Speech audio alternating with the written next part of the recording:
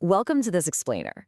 Today, we're diving into a really fascinating, complex legal framework detailed in our source documents regarding the reconstruction of the Federation. My goal today is to neutrally walk you through exactly what these texts propose about the current state of the U.S. government and the immense grassroots effort they describe to fundamentally remodel the whole thing. Here's our roadmap for today. We'll be looking at 1. What is the Federation? 2. Historical functions and significance. 3. Federation organizational structure. 4. Modern Reconstruction efforts. 5. Relationship to state assemblies. And finally, 6. Summary of the Federation. All right, Section 1. What exactly is the Federation? According to the text, the Federation isn't just another branch of government. No, it is the ultimate delegator.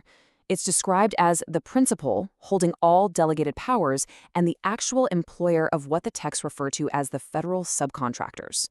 So in this view, the standard federal government that we interact with every single day actually operates way downstream from the Federation, utilizing powers that were merely loaned or delegated to it. Now, to understand how you and I fit into all this, we have to look at a foundational hypothesis in the texts. They claim that the modern United States acts as a corporate entity under administrative and statutory jurisdiction, and that you, individually, currently operate under a presumed corporate citizenship.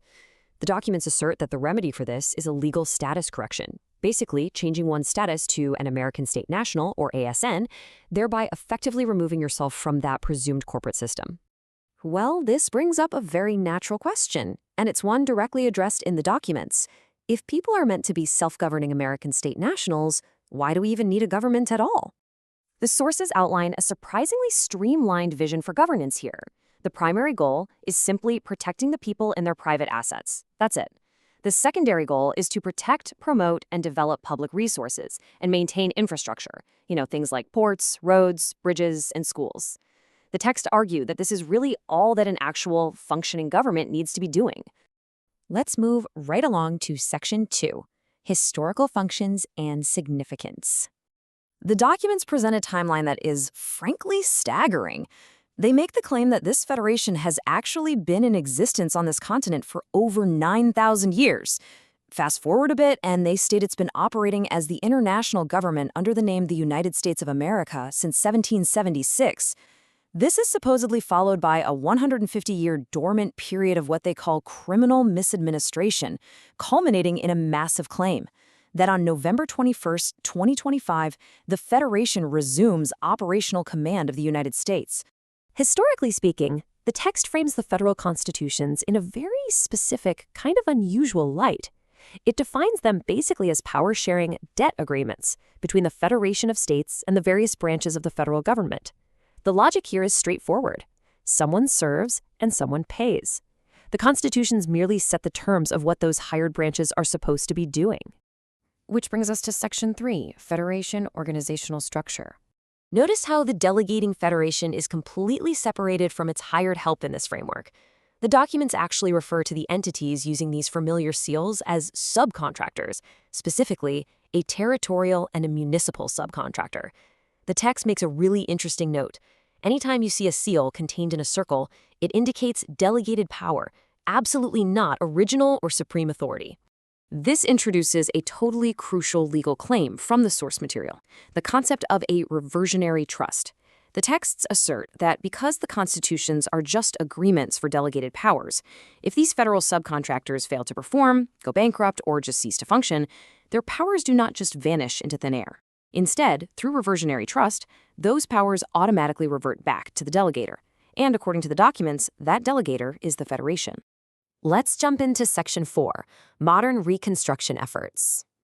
So much like an extensive home restoration project, this massive effort relies entirely on everyday people stepping up. The text introduced the role of coordinators. These are volunteer builders who act as expediters, administrative officers, and rallying points. Because the system has allegedly been dormant since the Civil War, there's absolutely no standing infrastructure to do this. So these volunteers are literally pulling the assemblies together from scratch. Now, these coordinators have to follow a very specific progression because they represent the Federation's interests in ensuring the safety and proper structure of the local assemblies. They first must be trained and vetted by the Federation. Then, they act as go-betweens or liaisons. Finally, they do the real heavy lifting of educating people, helping them process their paperwork to become state nationals, and physically bringing the state assemblies into session. I love this historical parallel the documents use here. They explain that the primary committee overseeing all of this, the Sessions Committee, utilizes modern coordinators kind of like historical circuit riders. In the old days, circuit riders rode horseback door to door to call the state assembly to meet. Today's coordinators do the exact same job, just updated with telephones and emails, calling the states back into session after a very long period of dormancy. Section 5, Relationship to State Assemblies. Now, the texts are incredibly strict about what makes an assembly legitimate. The Federation recognizes only one assembly per state. For example, the Alabama Assembly or the California Assembly. The documents explicitly dismiss other incorporated organizations. They list groups like Life Force, the Reign of the Heavens Society, or the Kingdom of Hawaii. The authors classify these unrecognized groups as foreign governments, stating quite firmly that assemblies cannot be renegade groups or private clubs commandeered by enterprising individuals. The ultimate goal for these recognized assemblies? Restoring local self-governance. The texts state that those who accept the ethical foundation of the Ten Commandments as their law are welcome to form jural assemblies and courts. These bodies are intended to operate purely under common law jurisdiction, handling both local in-state matters and international business for their respective states. And finally, Section 6, Summary of the Federation. To tie all these incredibly dense legal and historical concepts together, the text uses a really brilliant architectural metaphor.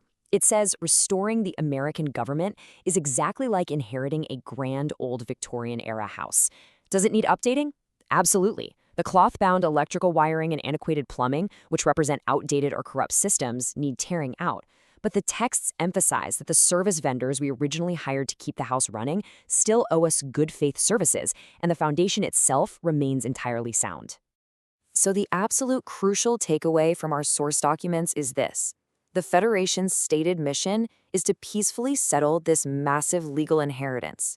By establishing people as American state nationals and coordinating state assemblies, they believe they can reclaim the powers delegated to failed federal subcontractors and basically convert the entire system back to its original protective function. It is a sweeping, highly detailed vision of law, history, and civic action, and it leaves us with a final provocative thought based entirely on the claims within these texts. Will this ambitious grassroots reconstruction effort by thousands of volunteers actually successfully remodel the grand Victorian house of American governance? Thank you so much for joining me on this explainer. Keep questioning, keep learning, and always keep looking closely at the blueprints of history.